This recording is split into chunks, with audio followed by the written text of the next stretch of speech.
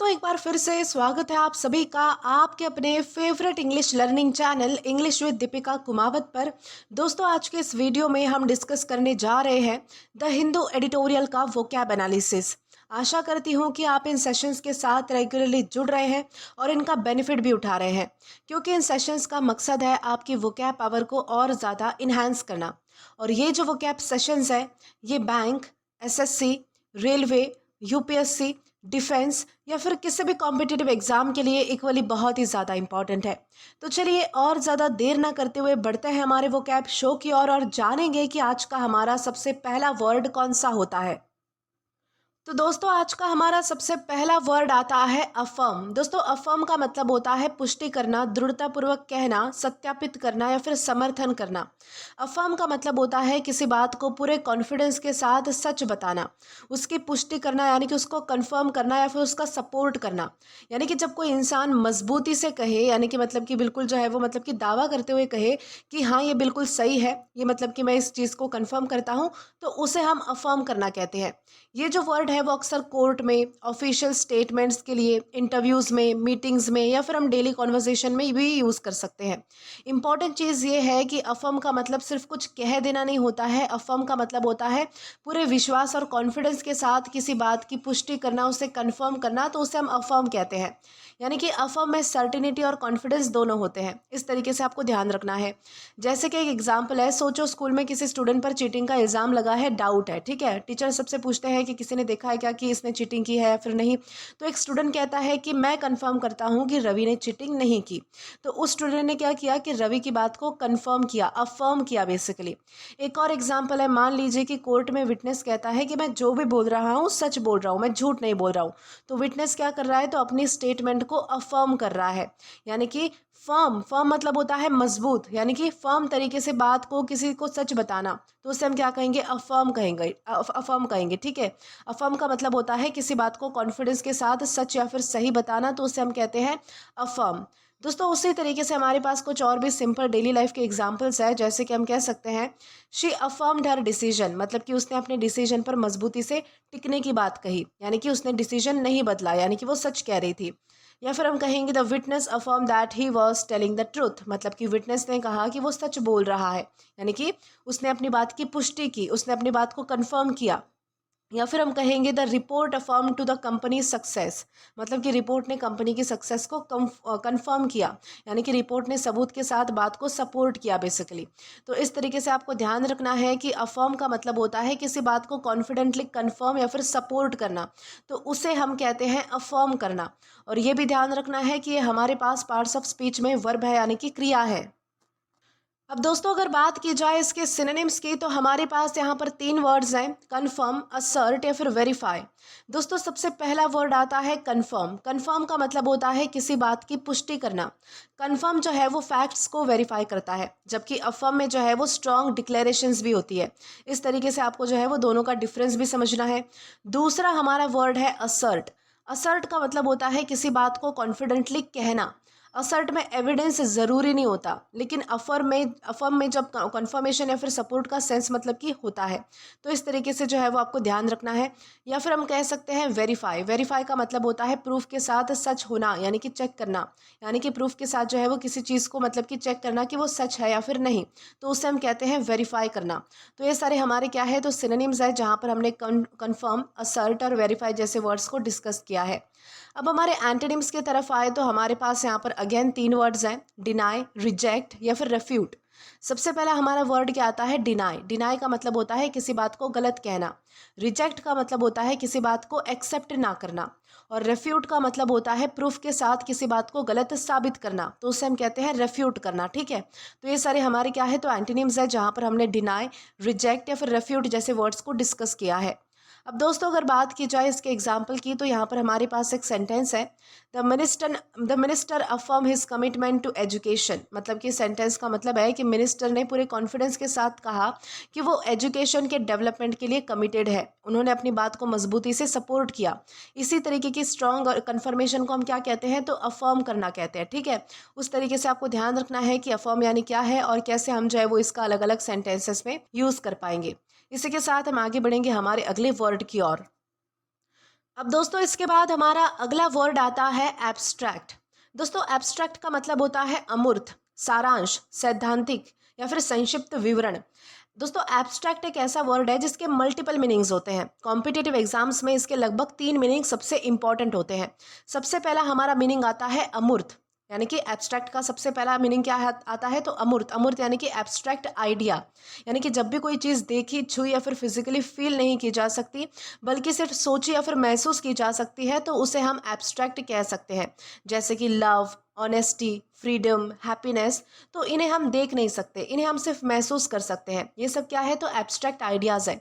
दूसरा इसका मीनिंग आता है सारांश। सारांश यानी कि समरी, ठीक है।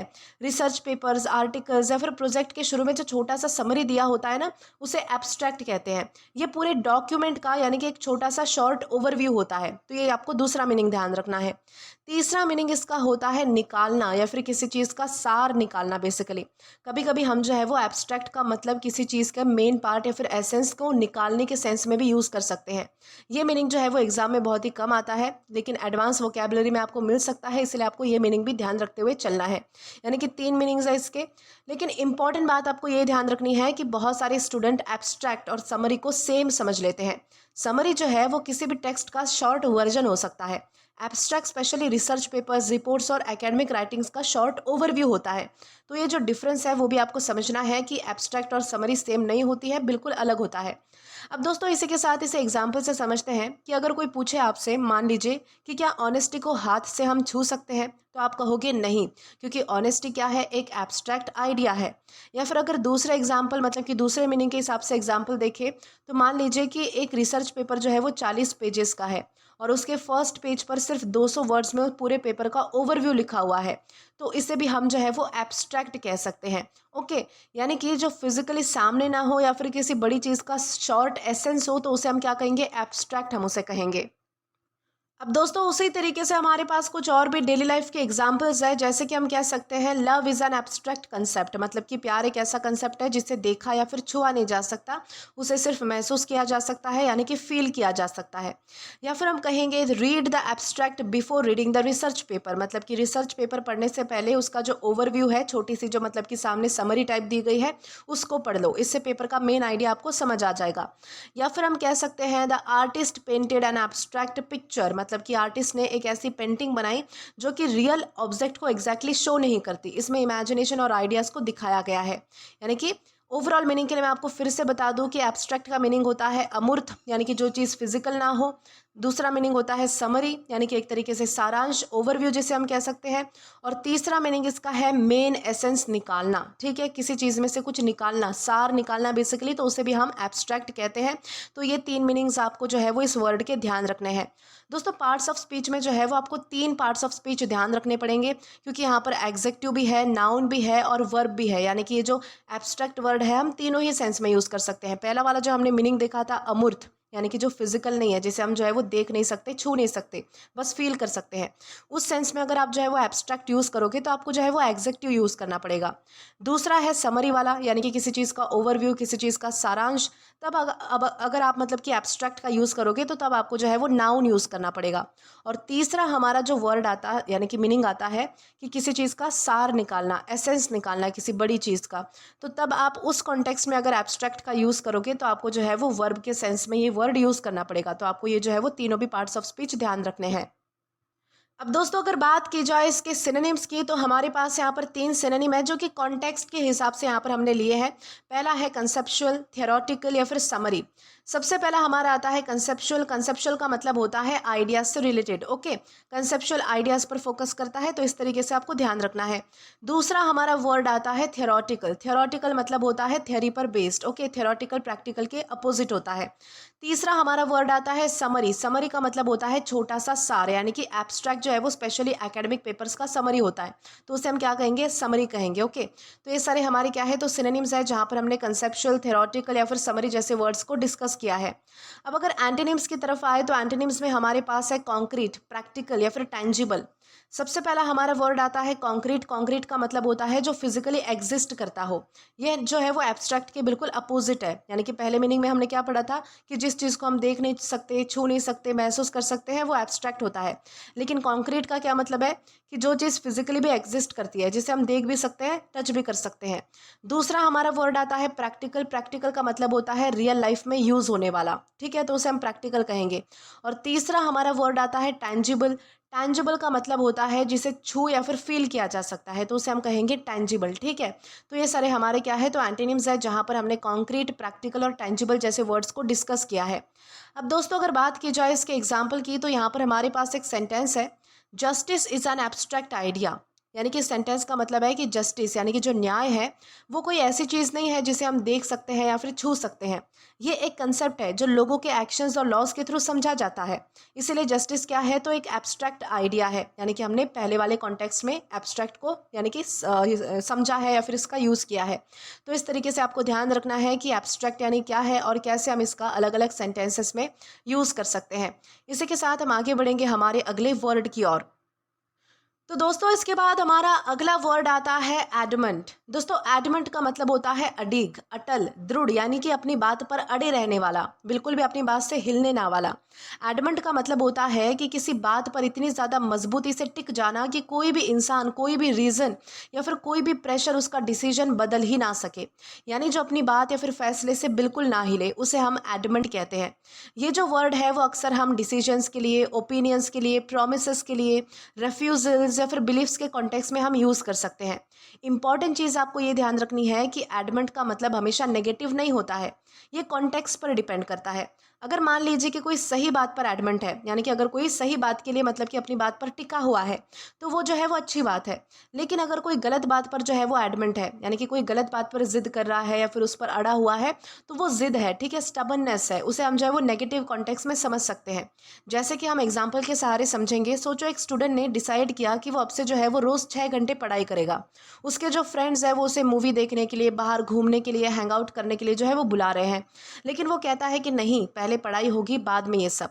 चाहे कोई कितना भी मना ले, वो अपना डिसीजन नहीं बदल रहा है। तो वो क्या है, तो वो एडमंट है। या फिर मान लीजिए कि कोई छोटा बच्चा है जो चॉकलेट खाने की जिद करता है। पेरेंट्स उसे मना करते हैं लेकिन वो फिर भी अब से अपनी बात से जो है वो बिल्कुल नहीं हटता, वो अपनी बात पर टिका हुआ है। तो इस सिचुएशन में भी वो एडमंट है। यानी कि जैसे एक डैम, जैसे एक जो डैम होता है, जो बांध होता है, जो बिल्कुल मजबूती से अपनी जगह पर खड़ा रहता है और कभी भी हिलता नहीं है आसानी से, तो वैसे ही एडमंट पर्सन अपने डिसीजन से बिल्कुल नहीं हिलता। यानी कि जो अपनी बात या फिर डिसीजन से बिल्कुल ना हिले, उसे हम क्या कहेंगे, उसे हम कहेंगे एडमंट।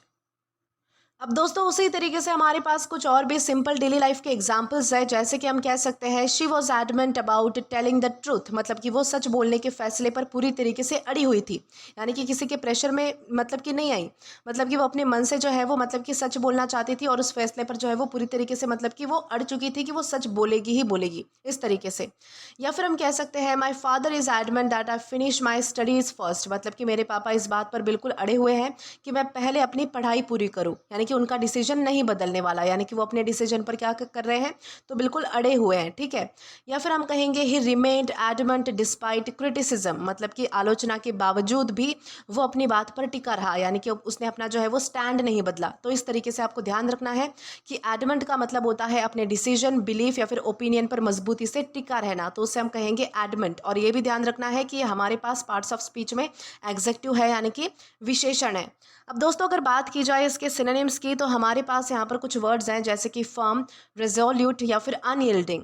सबसे पहला हमारा वर्ड आता है फर्म। फर्म का मतलब होता है मजबूत और स्टेबल। फर्म एक जनरल वर्ड है, जबकि एडमेंट में बिल्कुल नाम मानने का स्ट्रॉन्ग सेंस होता है, ठीक है। फर्म का मतलब होता है एक तरीके से दृढ़ रहना, मजबूत रहना, ठीक है, अड़े रहना किसी चीज़ पर, उसे भी हम फर्म ही कह सकते हैं, लेकिन हम ये जनरली यूज़ कर सकते हैं, जनरल वर्ड है। दूसरा हमारा वर्ड आता है रेजोल्यूट। रेजोल्यूट का मतलब होता है दृढ़ निश्चय वाला। रेजोल्यूट पॉजिटिव डिटर्मिनेशन को दिखाता है, जबकि एडमेंट कभी कभी जिद भी दिखा सकता है। रेजोल्यूट का क्या मतलब होता है कि आप पॉजिटिव वे में जो है वो किसी चीज़ को मतलब कि ठान रहे हो, उस चीज़ पर जो है वो मतलब कि अड़ चुके हो, तो उसे हम रेजोल्यूट करना कह सकते हैं। लेकिन जो एडमेंट है, एडमेंट हम जो है वो कभी कभी जिद के कॉन्टेक्स्ट में नेगेटिव सेंस में भी हम यूज़ कर सकते हैं, जबकि रेजोल्यूट सिर्फ पॉजिटिव डिटर्मिनेशन को दिखाता है। तीसरा हमारा वर्ड आता है अनयील्डिंग। अनयील्डिंग का मतलब होता है कि जो किसी प्रेशर के सामने ना झुके। यानी कि ये एडमेंट का बहुत ही क्लोज सिनोनिम सिनोनिम है, यानी कि जब भी कोई इंसान जो है वो किसी भी प्रेशर के सामने किसी के कहे अनुसार नहीं झुकता है तो उसे हम अनयील्डिंग कहेंगे, यानी कि जो बिल्कुल आसानी से ना झुके उसे हम कहेंगे अनयील्डिंग। तो ये सारे हमारे क्या है, तो सिनोनिम्स है जहाँ पर हमने फर्म, रेजोल्यूट और अनयील्डिंग जैसे वर्ड्स को डिस्कस किया है। अब दोस्तों अगर बात की जाए इसके एंटोनिम्स की, तो यहाँ पर हमारे पास अगेन कुछ वर्ड्स हैं, फ्लेक्सिबल, एग्रीएबल या फिर यील्डिंग। सबसे पहला हमारा वर्ड क्या आता है, फ्लेक्सिबल। फ्लेक्सिबल का मतलब होता है ज़रूरत के हिसाब से अपना डिसीजन बदल लेना। फ्लेक्सिबल मतलब होता है लचीला। लचीला यानी कि जैसे चाहे हम वैसे उसे ढाल सकते हैं, वैसा उसे बना सकते हैं। तो वही मतलब इसका यहाँ पर है कि ज़रूरत के हिसाब से अपना डिसीजन जो बदल लेता है, जैसा चाहे वैसा बन जाता है, तो उसे हम फ्लेक्सिबल कह सकते हैं। दूसरा हमारा वर्ड आता है एग्रीएबल। एग्रीएबल का मतलब होता है दूसरों की बात मान लेने वाला, स्वीकार कर लेने वाला, या फिर दूसरों की बात जो है वो मतलब कि आसानी से मान लेना, तो उसे हम कहते हैं एग्रीएबल। तीसरा हमारा वर्ड है यील्डिंग। यील्डिंग का मतलब होता है प्रेशर के सामने झुक जाना, यानी कि थोड़ा सा अगर दबाव पड़ा तो वो झुक गया, बात मान ली, तो उसे हम कहेंगे यील्डिंग। ओके, तो ये सारे हमारे क्या है, तो एंटोनिम्स है जहां पर हमने फ्लेक्सिबल, एग्रीएबल और यील्डिंग जैसे वर्ड्स को डिस्कस किया है। अब दोस्तों अगर बात की जाए इसके एग्जाम्पल की, तो यहाँ पर अब हमारे पास एक सेंटेंस है, she was adamant that she would never cheat in the exam. मतलब कि इस सेंटेंस का मतलब है कि उसने मजबूती से डिसाइड कर लिया था कि चाहे कुछ भी हो जाए वो एग्जाम में कभी भी चीटिंग नहीं करेगी। यानी कि किसी के कहने पर या फिर प्रेशर में भी उसने जो है वो अपना डिसीजन नहीं बदला। और इसी दृढ़ निश्चय, इसी डिटर्मिनेशन को हम क्या कहते हैं, तो एडमेंट कहते हैं। तो इस तरीके से आपको ध्यान रखना है कि एडमेंट यानी क्या होता है और कैसे हमें इसका जो है वो अलग अलग सेंटेंसेस में यूज़ करना चाहिए। इसी के साथ हम आगे बढ़ेंगे हमारे अगले वर्ड की ओर। तो दोस्तों इसके बाद हमारा अगला वर्ड आता है एब्सोल्यूट। दोस्तों एब्सोल्यूट का मतलब होता है पूर्ण, संपूर्ण, पूर्णत, निरपेक्ष या फिर बिना किसी सीमा के, बिना किसी लिमिट के। यानी कि एब्सोल्यूट का मतलब होता है कोई ऐसी चीज़ जो पूरी हो, जिसमें कोई कमी ना हो, कोई कंडीशन ना हो, या फिर जिसके ऊपर किसी का कंट्रोल ना हो, यानी कि 100% कंप्लीट, टोटल, अनकंडीशनल, उसे हम क्या कहेंगे, एब्सोल्यूट कहेंगे। दोस्तों ये जो वर्ड है वो अलग अलग कॉन्टेक्स्ट में यूज़ होता है। जैसे कि अगर आप कहते हैं एब्सोल्यूट ट्रूथ, तो इसका मतलब होता है पूर्ण सत्य। एब्सोल्यूट पावर, इसका मतलब होता है पूर्ण शक्ति। एब्सोल्यूट साइलेंस, इसका मतलब होता है पूरी तरह शांति। एब्सोल्यूट सर्टेनिटी, यानी कि पूर्ण निश्चितता। इंपॉर्टेंट चीज़ आपको एक ध्यान रखनी है कि एब्सोल्यूट का जो मतलब है वो वेरी नहीं होता है, यानी कि बहुत नहीं होता है। वेरी के सेंस में हम एब्सोल्यूट का यूज़ नहीं कर सकते। बहुत से लोग बोलते हैं ही इज़ एब्सोल्यूट गुड, ये जो सेंटेंस है वो बिल्कुल गलत है। यानी कि आप इसमें से क्या सेंस निकाल रहे हो कि he is very good, very की जगह आपने एब्सोल्यूट यूज़ कर लिया, ये बिल्कुल गलत होता है। क्योंकि एब्सोल्यूट का जो यूज़ है हम वो वेरी के लिए यूज़ नहीं कर सकते। एब्सोल्यूट का मतलब होता है complete, total, without any limit, ना कि सिर्फ बहुत। ओके, तो ये चीज़ आपको ध्यान रखनी है। जैसे कि एग्जाम्पल के सहारे से समझते हैं। सोचो कि मान लीजिए कि एक टीचर है जो कि क्लास में कहती है कि एग्जाम के दौरान मुझे जो है वो एब्सोल्यूट साइलेंट चाहिए, यानी कि एग्जाम के दौरान क्या होना चाहिए, एब्सोल्यूट साइलेंस होना चाहिए। मतलब कि कोई भी बात नहीं करेगा, कोई भी आवाज़ नहीं करेगा, यानी कि 100% साइलेंस। इस तरीके से आप जो है वो एब्सोल्यूट का यूज़ कर पाओगे। एक और एग्जाम्पल है कि एक किंग के पास जो है वो मतलब कि एक राजा के पास देश की सारी पावर है, देश की सारी शक्तियां है, पावर है, वो जैसे चाहे वैसे डिसीजन ले सकता है, उसके डिसीजन को कोई चैलेंज नहीं कर सकता। तो उसके पास क्या है, उसके पास है एब्सोल्यूट पावर, यानी कि 100% कंप्लीट या फिर टोटल, उसे हम क्या कहेंगे, एब्सोल्यूट हमें उसे कहेंगे। ठीक है, एब्सोल्यूट का मतलब होता है पूरी तरह कंप्लीट, बिना किसी कंडीशन के, बिना किसी लिमिट के, उसे एब्सोल्यूट कहा जाता है। तो इतनी चीज़ आपको ध्यान रखनी है। अब दोस्तों उसी तरीके से हमारे पास कुछ और भी एग्जाम्पल्स है। जैसे कि हम कह सकते हैं I have absolute faith in my parents, मतलब कि मुझे अपने पेरेंट्स पर पूरा भरोसा है, भरोसे में कोई डाउट नहीं है। ठीक है, या फिर हम कहेंगे the room was in absolute silence, मतलब कि कमरे में बिल्कुल शांति थी, कोई भी आवाज़ नहीं थी, कोई भी नॉइस नहीं थी। या फिर हम कह सकते हैं she has absolute confidence in her self, मतलब कि उसे अपने आप पर पूरा कॉन्फिडेंस है। ठीक है, यानी कि उसे अपनी एबिलिटी पर कोई भी डाउट नहीं है, कोई भी मतलब कि शंका नहीं है, कोई भी मतलब कि संकोच नहीं है। इस तरीके से यानी कि पूरी तरीके से कंप्लीट, टोटल या फिर अनकंडीशनल, उसे हम कहते हैं एब्सोल्यूट। और ये भी ध्यान रखना है कि हमारे पास पार्ट्स ऑफ स्पीच में एग्जेक्टिव है, यानी कि विशेषण है।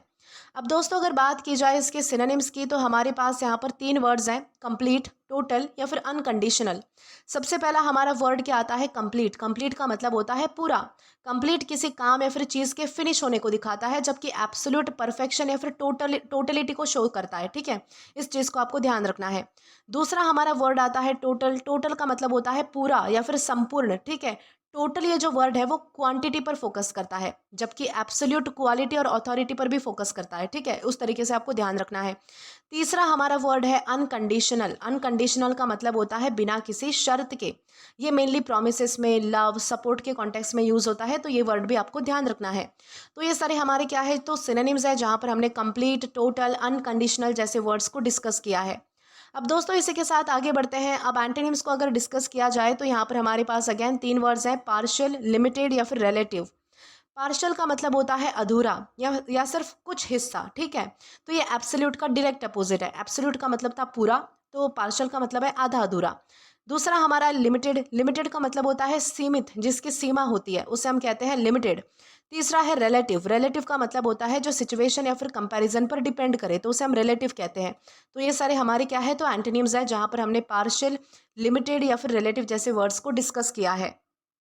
अब दोस्तों अगर बात की जाए इसके एग्जाम्पल की, तो एग्जाम्पल में हमारे पास यहाँ पर एक सेंटेंस है, the teacher demanded absolute discipline in the classroom. इस सेंटेंस का मतलब ये है कि टीचर चाहते थे कि क्लास में हर स्टूडेंट रूल्स को पूरी तरीके से मतलब कि फॉलो करे, किसी भी तरीके की शरारत या फिर इनडिसिप्लिन बिल्कुल एक्सेप्ट नहीं थी।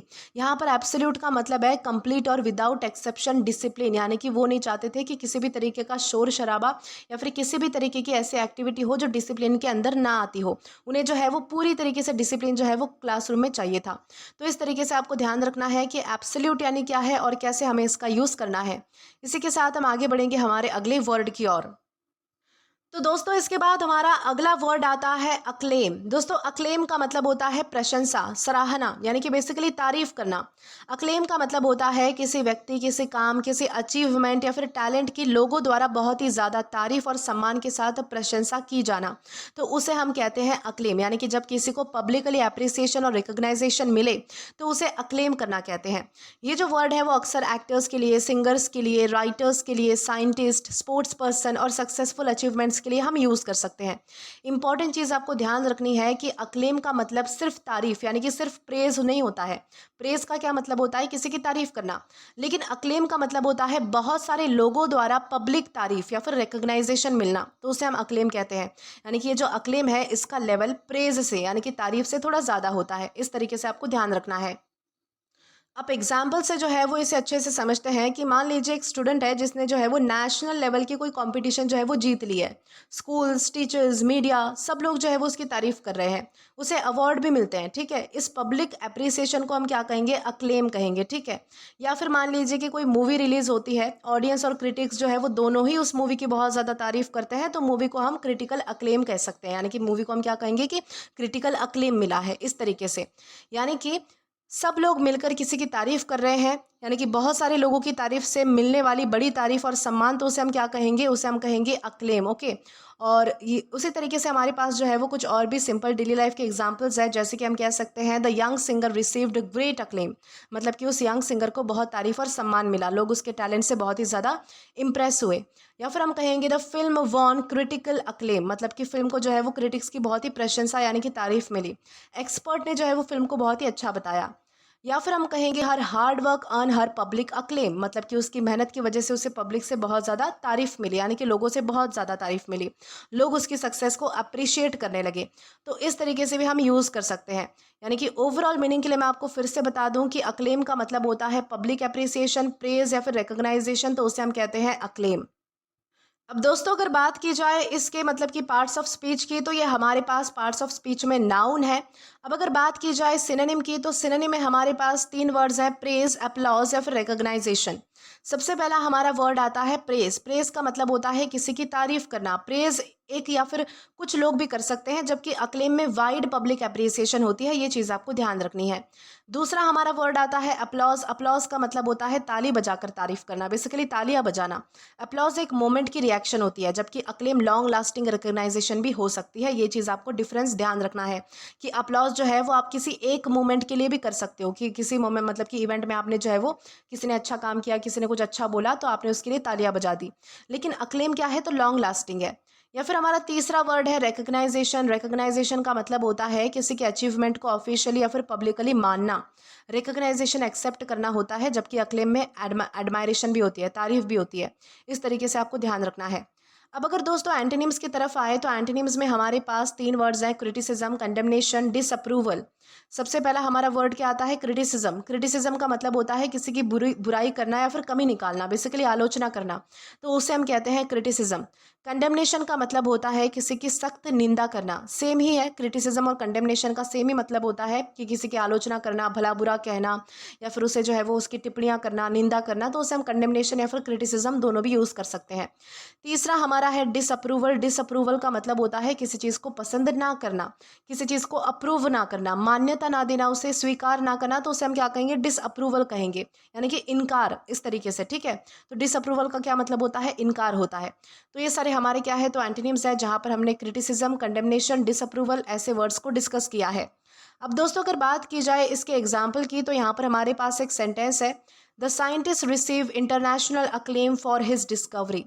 इस सेंटेंस का मतलब है कि साइंटिस्ट की डिस्कवरी इतनी इंपॉर्टेंट थी कि दुनिया भर के लोगों ने उसकी तारीफ की और उसका सम्मान किया।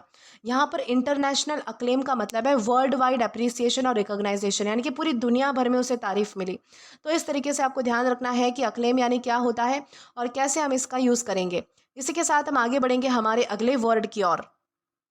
अब दोस्तों इसके बाद हमारा अगला वर्ड आता है एडमॉनिश। दोस्तों एडमॉनिश का मतलब होता है चेतावनी देना, डांटना, समझाना या फिर कड़ी सलाह देना। ठीक है, एडमॉनिश का मतलब होता है किसी व्यक्ति को उसकी गलती के लिए प्यार से या फिर थोड़ी सख्ती के साथ समझाना, वार्निंग देना, डांटना, ताकि वो अपनी गलती जो है वो दोबारा रिपीट ना करे या फिर दोबारा ना करे। इसका जो पर्पस है वो सुधारना होता है, करेक्ट करना होता है, ना कि किसी की इंसल्ट करना, उसे डांटना। ठीक है, ये जो वर्ड है वो अक्सर टीचर्स के द्वारा, हमारे बड़े बुजुर्ग जो होते हैं, पेरेंट्स जो होते हैं, बॉसेस, जजेस, इन सारे लोगों के द्वारा जो है वो यूज़ किया जाता है या फिर इनके कॉन्टेक्स्ट में यूज़ हो सकता है।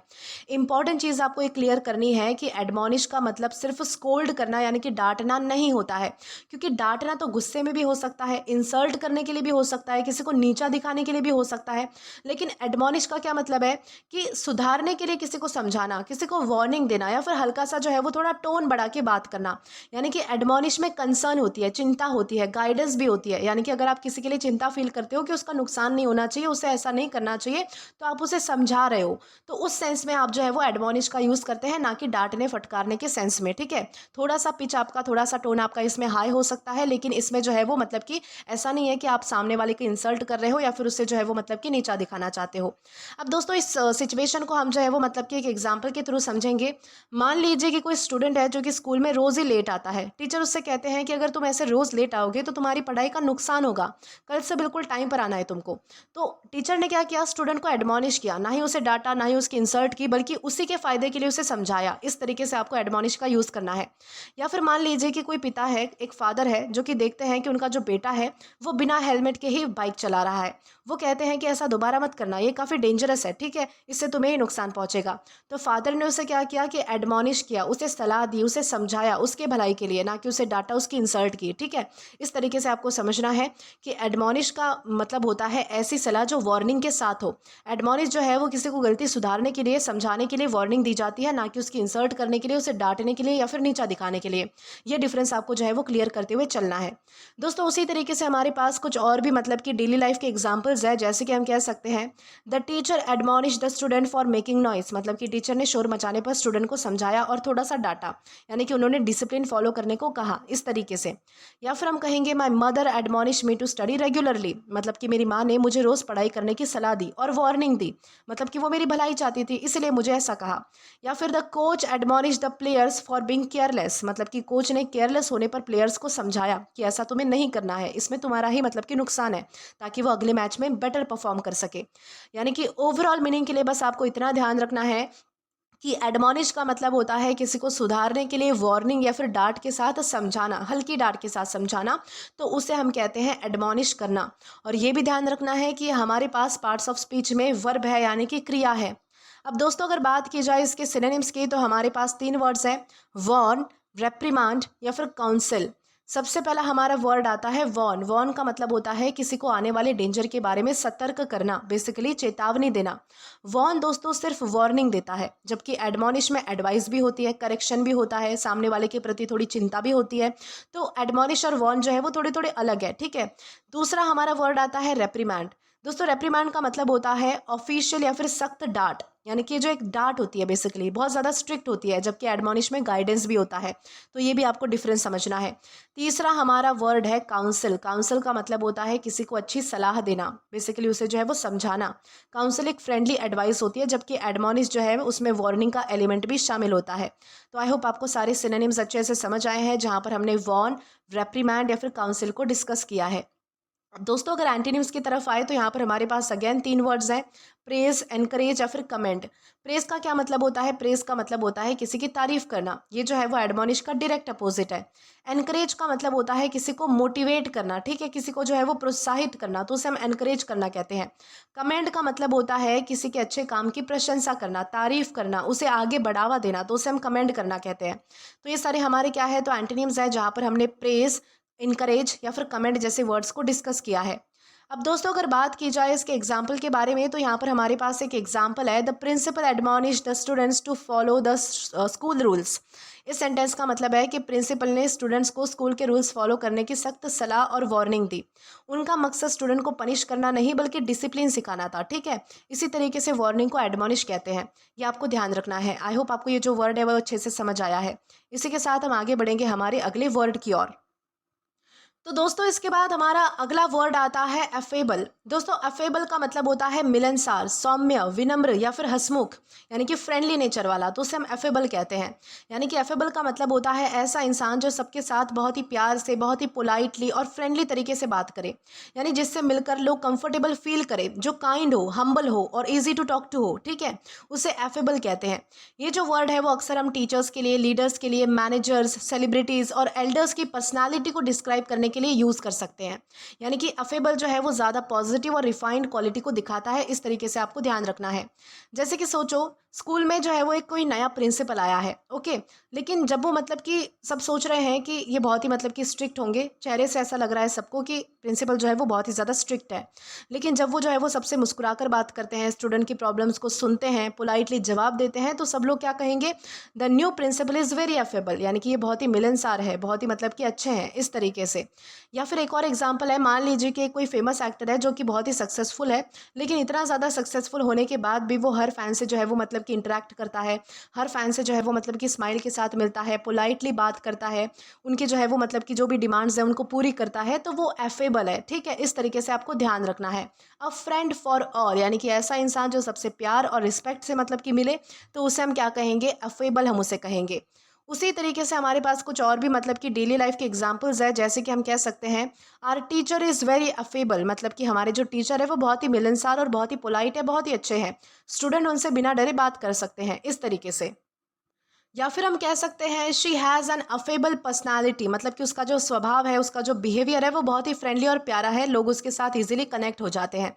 या फिर हम कहेंगे the manager was affable with every employ, मतलब कि मैनेजर हर कर्मचारी यानी कि हर एम्प्लॉय से प्यार और रिस्पेक्ट से बात करता था, इसलिए सब उसकी क्या करते थे, तो इज्जत करते थे, इस तरीके से। यानी कि ओवरऑल मीनिंग में बस आपको इतना ध्यान रखना है कि ऐसा व्यक्ति जो बहुत ही पोलाइट है, फ्रेंडली है, ईजी टू टॉक टू हो, तो उसे हम कहेंगे अफेबल। साथ ही साथ दोस्तों आपको ये भी ध्यान रखना है कि हमारे पास पार्ट्स ऑफ स्पीच में एग्जेक्टिव है, यानी कि विशेषण है। सिनोनिम की अगर बात की जाए तो इसमें हमारे पास 3 वर्ड्स हैं, फ्रेंडली, एमिएबल या फिर कॉर्डियल। सबसे पहला हमारा वर्ड आता है फ्रेंडली। फ्रेंडली का मतलब होता है दोस्ताना स्वभाव वाला। फ्रेंडली जो है वो कॉमन वर्ड है, हम डेली लाइफ में भी यूज़ करते हैं, तो उसे हम कहते हैं फ्रेंडली। एमिएबल का मतलब होता है बहुत ही प्लेजेंट और लवेबल नेचर वाला। एमिएबल और एफेबल का मीनिंग बहुत ही सिमिलर है, लेकिन एफेबल स्पेशली बातचीत और बिहेवियर पर फोकस करता है, इस तरीके से आपको ध्यान रखना है। तीसरा हमारा वर्ड है कॉर्डियल। कॉर्डियल का मतलब होता है एकदम मतलब कि गर्मजोशी या फिर रिस्पेक्ट के साथ व्यवहार करना, जो बहुत ही मतलब कि मिलनसार होता है, हंसमुख होता है, सबसे घुलता मिलता है, इंटरेक्ट करता है, तो उसे हम कॉर्डियल कह सकते हैं। कॉर्डियल ज़्यादा फॉर्मल सिचुएशंस में यूज़ होता है, ठीक है, उसे हम कॉर्डियल कहेंगे। तो ये सारे हमारे क्या है, तो सिनोनिम्स है, जहाँ पर हमने फ्रेंडली, एमिएबल और कॉर्डियल जैसे वर्ड्स को डिस्कस किया है। अब अगर बात की जाए एंटोनिम्स के बारे में, तो यहाँ पर हमारे पास अगेन 3 वर्ड्स हैं, रूड, एरोगेंट या फिर हॉस्टाइल। सबसे पहला हमारा वर्ड आता है रूड। रूड का मतलब होता है बहुत ज़्यादा बदतमीज़, उसे हम रूड कहते हैं। एरोगेंट का मतलब होता है बहुत ज़्यादा घमंडी, तो उसे हम एरोगेंट कहते हैं।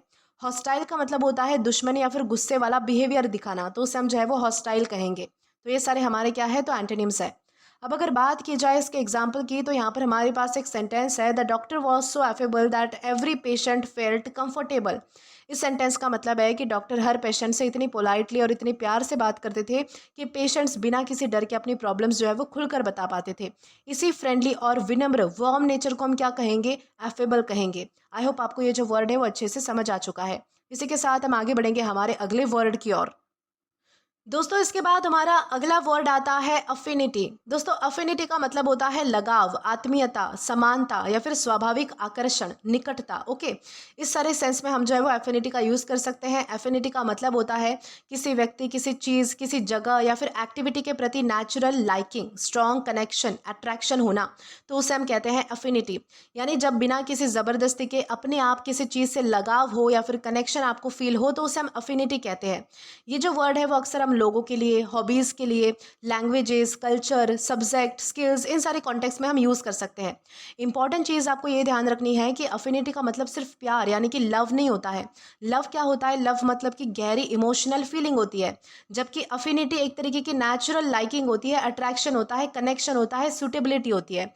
यानी कि किसी चीज़ के साथ नेचुरली कनेक्टेड फील करना, उसे हम अफिनिटी कहते हैं। ठीक है, मान लीजिए कि एक स्टूडेंट है जिसको मैथ जो है वो बहुत ही ज़्यादा पसंद है, उसे कोई फोर्स नहीं करता है, पर फिर भी वो जब भी फ्री होता है तो मैथ्स के जो है वो प्रॉब्लम्स यानी कि क्वेश्चन सॉल्व करता है, तो उस स्टूडेंट का अफिनिटी फॉर मैथमेटिक्स है, इस तरीके से आप कह सकते हैं। या फिर मान लीजिए कि दो लोग जो है वो पहली बार मिलते हैं, दोनों की हॉबीज़, दोनों की थिंकिंग, दोनों की जो इंटरेस्ट है वो ऑलमोस्ट सेम है। थोड़ी देर में जो है वो उनकी अच्छी दोस्ती हो जाती है, गहरी दोस्ती हो जाती है। तो दोनों के बीच क्या है? नेचुरल अफिनिटी है, यानी कि जहाँ पर नेचुरली कनेक्शन या फिर आपको लगाव फील हो तो उसे हम अफिनिटी कहते हैं। इस तरीके से आपको ध्यान रखना है। उसी तरीके से हमारे पास कुछ और भी डेली लाइफ के एग्जांपल्स है, जैसे कि हम कह सकते हैं she has an affinity for music, मतलब कि उसे म्यूजिक से नेचुरल लगाव है, यानी कि म्यूजिक उसे बहुत ही ज़्यादा पसंद है, कोई उसे फोर्स नहीं करता, बल्कि वो म्यूजिक के साथ कनेक्टेड फील करती है। या फिर हम कहेंगे children often have an affinity with animals, मतलब कि बच्चों का जानवरों के साथ अक्सर जो है वो नेचुरल कनेक्शन होता है, वो उनके साथ जो है वो आसानी से घुल मिल जाते हैं। या फिर हम कहेंगे he felt an immediate affinity with his new classmate, मतलब कि उसे अपने नए क्लासमेट के साथ तुरंत अपनापन सा महसूस हुआ, यानी कि उसकी थिंकिंग और नेचर जो है वो उसके साथ मिलती जुलती होगी, इसलिए उसे ऐसा लगा कि ये भी मेरी तरह है, मेरी तरह मतलब कि मेरी जैसा ही है, इस तरीके से। यानी कि अफिनिटी का मतलब होता है नेचुरल लाइकिंग, कनेक्शन, सिमिलैरिटी या फिर अपनापन, उसे हम कहेंगे अफिनिटी। और ये भी ध्यान रखना है कि हमारे पास पार्ट्स ऑफ स्पीच में नाउन है। अब दोस्तों अगर बात की जाए इसके सिनोनिम्स की, तो हमारे पास यहाँ पर 3 वर्ड्स हैं, अट्रैक्शन, बॉन्ड या फिर लाइकिंग। सबसे पहला हमारा वर्ड आता है अट्रैक्शन। अट्रैक्शन का मतलब होता है किसी चीज़ की तरफ, मतलब कि खिंचाव, आकर्षण, तो उसे हम अट्रैक्शन कहते हैं। बॉन्ड का मतलब होता है स्ट्रॉन्ग रिलेशनशिप, कनेक्शन जिसे हम कह सकते हैं, तो उसे हम बॉन्ड कहेंगे। और तीसरा हमारा वर्ड आता है लाइकिंग। लाइकिंग का मतलब होता है पसंद होना बेसिकली। ओके, तो उसे हम कहते हैं लाइकिंग। तो ये सारे हमारे क्या है? तो सिनोनिम्स है, जहाँ पर हमने अट्रैक्शन, बॉन्ड और लाइकिंग जैसे वर्ड्स को डिस्कस किया है। अब अगर एंटोनिम्स की तरफ आए तो हमारे पास अगेन यहाँ पर 3 वर्ड्स हैं, डिसलाइक, अवर्शन या फिर हॉस्टिलिटी। डिसलाइक का मतलब होता है किसी चीज़ को पसंद ना करना, तो उसे हम डिसलाइक कहते हैं। अवर्शन का मतलब होता है किसी चीज़ से बहुत ज़्यादा नफरत करना या फिर बचने की फीलिंग होना, यानी कि उस चीज़ से आप बचते हो, तो उसे हम अवर्शन कहते हैं। हॉस्टिलिटी का मतलब होता है दुश्मनी या फिर विरोध का भाव होना, दुश्मनी उसे हम कैसे कहते हैं, तो उसे हम हॉस्टिलिटी भी कह सकते हैं। तो ये सारे हमारे क्या है? तो एंटीनिम्स है, जहाँ पर हमने डिसलाइक, अवर्शन और हॉस्टिलिटी जैसे वर्ड्स को डिस्कस किया है। अब दोस्तों अगर बात की जाए इसके एग्जाम्पल की, तो यहाँ पर हमारे पास एक सेंटेंस है, she has a natural affinity for languages, मतलब कि सेंटेंस का मतलब है कि उसे लैंग्वेजेस सीखना नेचुरली पसंद है और वो बिना उन्हें आसानी से समझ लेती है, यानी कि वो मतलब कि नेचुरली उन्हें जो है वो मतलब कि समझ लेती है, किसी ने उसे फोर्स नहीं किया, फिर भी उसका जो मतलब कि लैंग्वेज के प्रति लगाव है, ये उसकी नेचुरल लाइकिंग को दिखाता है। तो इस तरीके से आपको ध्यान रखना है कि अफिनिटी यानी क्या है और किस तरीके से आप जो है वो इसका अलग अलग सेंटेंसेस में यूज़ कर सकते हो। इसी के साथ हम आगे बढ़ेंगे हमारे अगले वर्ड की ओर। अब दोस्तों इसके बाद हमारा अगला वर्ड आता है एजेंडा। दोस्तों एजेंडा का मतलब होता है कार्यसूची। एजेंडा यानी कि चर्चा के विषयों की सूची, सब्जेक्ट की सूची या फिर योजना। एजेंडा का मतलब होता है किसी मीटिंग, किसी इवेंट या फिर डिस्कशन में किन किन टॉपिक्स पर बात होने वाली है या फिर क्या क्या काम किए जाएंगे, उन सब की पहले से ही जो तैयार लिस्ट होती है उसे हम एजेंडा कहते हैं। यानी कि एक प्लान लिस्ट ऑफ टॉपिक्स और टास्क, उसे हम एजेंडा कह सकते हैं। लेकिन इसके अलावा एजेंडा का एक और कॉमन मीनिंग होता है, वो है कि किसी व्यक्ति या फिर किसी ग्रुप का छुपा हुआ मकसद, हिडन मोटिव जिसे हम कह सकते हैं।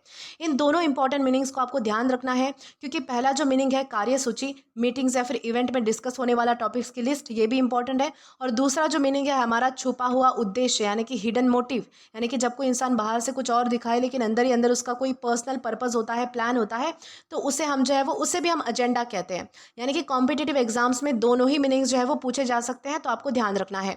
अगर हम एग्जाम्पल की सहायता से समझे तो हमारी जो सिचुएशन वाली जो मतलब कि सिचुएशन के हिसाब से समझते हैं।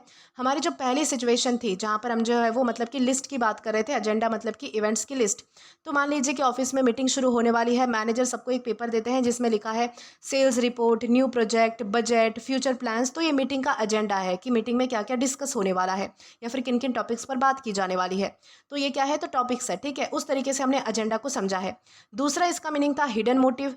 एक पॉलिटिशियन लोगों की हेल्प कर रहा है, ठीक है, लेकिन असल में उसका मकसद सिर्फ और सिर्फ इलेक्शन जीतना है, तो लोग कहेंगे कि he has a political agenda, मतलब कि उसका एक हिडन पर्पस है, हिडन मतलब कि मकसद है, मोटिव है। इस तरीके से भी हम जो है वो एजेंडा का यूज़ कर सकते हैं। यानी कि सिंपल वर्ड्स में आपको ध्यान रखना है कि काम या फिर मीटिंग की प्लानिंग की लिस्ट, तो उसे हम एजेंडा कहेंगे, या फिर किसी का मतलब कि हिडन मतलब कि मोटिव या फिर पर्पस, छुपा हुआ मकसद, उसे भी हम जो है वो एजेंडा कह सकते हैं। इस तरीके से आपको ध्यान रखना है। अब दोस्तों उसी तरीके से हमारे पास कुछ और भी एग्जांपल्स है, जैसे कि हम कह सकते हैं the first item on today's agenda is the annual report. मतलब कि आज की मीटिंग में सबसे पहला टॉपिक क्या था, एनुअल रिपोर्ट है। ये मीटिंग का मतलब कि टास्क है, लिस्ट है बेसिकली, इस तरीके से। या फिर हम कहेंगे let's stick to the agenda, मतलब कि सिर्फ उन्हीं टॉपिक्स पर बात करते हैं जो पहले से डिसाइड हुए, डिस्कशन को ट्रैक पर रखो, इस तरीके से। या फिर some people believed he had a hidden agenda, यानी कि कुछ लोगों को ऐसा लगता है कि उसका कोई छुपा हुआ मकसद है, यानी कि वो जो दिखा रहा है उसके पीछे कोई और भी रीज़न है, इस तरीके से। और ये भी ध्यान रखना है दोस्तों कि हमारे पास पार्ट्स ऑफ स्पीच में नाउन है। अब दोस्तों अगर बात की जाए इसके सिनोनिम्स की, तो हमारे पास यहाँ पर तीन वर्ड्स हैं, शेड्यूल, प्लान या फिर प्रोग्राम। शेड्यूल का मतलब होता है कि टाइम के हिसाब से बना हुआ प्लान, तो उसे हम जो है वो शेड्यूल कहते हैं। शेड्यूल का जो फोकस है वो टाइम पर होता है, जबकि एजेंडा डिस्कशन के टॉपिक पर फोकस करता है। दूसरा हमारा वर्ड आता है प्लान। प्लान का मतलब होता है पहले से बनी हुई स्ट्रैटेजी, उसे हम कहते हैं प्लान। तीसरा हमारा वर्ड है प्रोग्राम। प्रोग्राम का मतलब होता है किसी इवेंट का सीक्वेंस, तो उसे हम जो है वो मतलब कि प्रोग्राम कहते हैं। तो ये सारे हमारे क्या है, तो सिनोनिम्स है। अब अगर एंटोनिम्स की बात की जाए तो एंटोनिम्स में हमारे पास अगेन तीन वर्ड्स हैं, इम्प्रोवाइजेशन, स्पॉन्टेनिटी या फिर एमलेसनेस। सबसे पहला हमारा वर्ड आता है इम्प्रोवाइजेशन। इम्प्रोवाइजेशन का मतलब होता है बिना प्लानिंग के काम करना, ये एजेंडा का बिल्कुल अपोजिट है। दूसरा हमारा वर्ड है स्पॉन्टेनिटी। स्पॉन्टेनिटी का मतलब होता है बिना पहले से प्लान किए काम करना, तो उसे हम कहते हैं स्पॉन्टेनिटी। स्पॉन्टेनिटी। इसके बाद हमारा वर्ड है एमलेसनेस। एमलेसनेस का मतलब होता है बिना किसी पर्पस के, बिना किसी मकसद के काम करना, तो उसे हम कहते हैं एमलेसनेस, जिसमें कोई एम नहीं होता है, गोल नहीं होता है बेसिकली। तो ये सारे हमारे क्या है, तो ये सारे हमारे एंटोनिम्स है। अब दोस्तों अगर बात की जाए इसके एग्जाम्पल की, तो यहाँ पर हमारे पास एक सेंटेंस है, the chairman share the agenda before the meeting began. ये हम जो है वो पहले वाले जो हमारा सिचुएशन था, जो पहला था, उस कॉन्टेक्स्ट में हम इस चीज़ को समझ रहे हैं। इस सेंटेंस का मतलब है कि मीटिंग शुरू होने से पहले चेयरमैन ने सभी मेंबर्स को बताया कि मीटिंग में किन किन टॉपिक्स पर डिस्कशन होने वाला है। इसी प्लान्ड लिस्ट को एजेंडा कहते हैं। तो इस तरीके से आपको ध्यान रखना है कि एजेंडा यानी क्या है और कैसे हम इसका अलग अलग सेंटेंसेस में यूज़ कर पाएंगे। दोस्तों इसी के साथ हम आगे बढ़ेंगे आज के हमारे लास्ट वर्ड की ओर और जानेंगे कि वो वर्ड हमारा कौन सा होता है। तो दोस्तों आज का हमारा लास्ट वर्ड आता है एग्रीगेट। दोस्तों एग्रीगेट का मतलब होता है एकत्र करना या फिर जोड़ना, यानी कि एग्रीगेट का मतलब होता है कि अलग अलग चीज़ों को जोड़कर एक टोटल या फिर कंप्लीट अमाउंट बनाना। यानी कि जब कई पार्ट्स मिलकर एक बड़ा सा टोटल यानी कि ओवरऑल रिजल्ट बनाते हैं, तो उसे हम एग्रीगेट कहते हैं। ये जो वर्ड है वो अक्सर मार्क्स के लिए, डेटा के लिए, सेल्स, प्रॉफिट, पॉपुलेशन, स्टैटिस्टिक्स के लिए हम यूज़ कर सकते हैं। यानी कि एग्रीगेट का मतलब होता है अलग अलग चीज़ों को एक साथ कलेक्ट करना या फिर कंबाइन करना। मान लीजिए कि एक स्टूडेंट के जो है वो एग्जाम में मार्क्स आए हैं, इंग्लिश में 80 आए हैं, मैथ्स में 90 आए हैं, साइंस में 85 आए हैं, यानी कि टोटल आए हैं 255। तो ये जो 255 है ये उसके एग्रीगेट मार्क्स है, यानी कि सबको मिलाकर हमने जो है वो बताए हैं, इसलिए क्या है, एग्रीगेट मार्क्स है। या फिर मान लीजिए कि एक कंपनी है जो अलग अलग सिटीज़ की सेल्स रिपोर्ट कलेक्ट करती है और सबको जोड़कर एक फाइनल रिपोर्ट बनाती है। तो कंपनी ने क्या किया है कि डेटा को एग्रीगेट किया है, यानी कि सबको जोड़कर एक टोटल बनाना, एक बड़ा टोटल बनाना, तो उसे हम कहते हैं एग्रीगेट करना। एग्रीगेट जो है वो मतलब कि सभी पार्ट्स को जोड़कर बना हुआ टोटल होता है, उसी तरीके से दोस्तों हमारे पास कुछ और भी एग्जाम्पल्स है, जैसे कि हम कहेंगे हर एग्रीगेट स्कोर वॉज 480, मतलब कि उसके सभी सब्जेक्ट के टोटल मार्क्स कितने थे, तो 480 यानी कि 480 थे। ये ओवरऑल टोटल स्कोर है, ठीक है, सभी को मिलाकर बताया गया है। या फिर हम कहेंगे the company aggregated data from different branches, मतलब कि कंपनी ने अलग अलग ब्रांचेस का डेटा जोड़ दिया, यानी कि सब इंफॉर्मेशन को एक रिपोर्ट में कंबाइन कर दिया, इस तरीके से। या फिर हम कहेंगे the aggregate population of the villages is 20,000, मतलब कि सभी गांव की टोटल पॉपुलेशन कितनी है, तो 20,000 है। सभी विलेजेस की पॉपुलेशन को मिलाकर एक टोटल निकाला गया है, ठीक है। एग्रीगेट का मतलब होता है टोटल, ओवरऑल अमाउंट या फिर अलग अलग चीज़ों को जोड़ना, उसे हम कहते हैं एग्रीगेट करना। अब दोस्तों अगर बात की जाए इसके पार्ट्स ऑफ स्पीच की, तो ये हमारे पास वर्ब है यानी कि क्रिया है। सिनोनिम की अगर बात की जाए तो सिनोनिम में हमारे पास 3 वर्ड्स हैं, टोटल, कंबाइंड या फिर ओवरऑल। टोटल मतलब होता है सबका योग, टोटल सिर्फ अमाउंट मतलब कि फाइनल अमाउंट बताता है, जबकि एग्रीगेट कंबाइन करने की प्रोसेस और रिजल्ट दोनों को दिखाता है। दूसरा हमारा वर्ड है कंबाइन। कंबाइन का मतलब होता है मिला हुआ, यानी कि कंबाइन जो है वो मर्जिंग पर फोकस करता है। तीसरा हमारा वर्ड है ओवरऑल। ओवरऑल का मतलब होता है समग्र, यानी कि पूरा, उसे हम कहते हैं ओवरऑल, यानी कि ओवरऑल जो है वो मतलब कि जनरल समरी है एक तरीके से। अब आते हैं एंटोनिम्स की तरफ। तो एंटोनिम में हमारे पास है सेपरेट, इंडिविजुअल या फिर डिवाइड। सेपरेट का मतलब होता है अलग अलग, इंडिविजुअल का मतलब होता है एक एक अलग पार्ट, ठीक है, उसे हम इंडिविजुअल कहते हैं। डिवाइड का मतलब होता है बांटना, तोड़ना बेसिकली, यानी कि डिवाइड करना यानी कि तोड़ना यानी कि सेपरेट करना, तो उसे हम कहते हैं डिवाइड करना। दोस्तों अब अगर एग्जाम्पल की बात करें तो एग्जाम्पल में हमारे पास यहाँ पर एक सेंटेंस है, the students aggregate marks were excellent, मतलब कि जो बच्चों के मार्क्स थे सारे मिलाकर वो बहुत ही ज़्यादा अच्छे थे, बहुत ही ज़्यादा एक्सेलेंट थे। तो इस तरीके से यहाँ पर हमें समझाया गया है। आशा करती हूँ कि आपको ये सारे वर्ड्स जो है वो अच्छे से समझ आए हैं और आपको पता भी चला है कि कैसे इन्हें जो है वो मतलब कि हम अलग अलग सेंटेंसेस में यूज़ कर सकते हैं। दोस्तों आज के लिए बस इतना ही। आज की इस क्लास का PDF आप हमारे टेलीग्राम चैनल के थ्रू एक्सेस कर सकते हैं। और अगर आपने अभी तक हमारा टेलीग्राम चैनल ज्वाइन नहीं किया है तो टेलीग्राम पर English with Deepika Kumawat search करके या फिर डिस्क्रिप्शन में दिए गए लिंक के थ्रू, साथ ही साथ अभी जो आपको आपकी स्क्रीन पर QR कोड दिख रहा है वहाँ से भी आप जो है वो डायरेक्टली स्कैन करके हमारा टेलीग्राम चैनल ज्वाइन कर सकते हैं, ताकि आप कभी भी किसी भी नए आने वाले वीडियोज़ को लेकर कोई भी अपडेट्स को मिस ना करें। और दोस्तों अगर आपको आज का ये वीडियो पसंद आया है या फिर हेल्पफुल लगा है तो do like this video, subscribe the channel and share as much as you can. और अगर आपने इससे पहले वाले वीडियोस नहीं देखे हैं तो यहाँ पर मैंने एक प्लेलिस्ट प्रोवाइड कर दी है, जहाँ पर आप क्लिक करके वो सभी पहले वाले वीडियोस भी देख सकते हैं और उन्हें एक्सप्लोर भी कर सकते हैं। Till then keep learning. Thank you.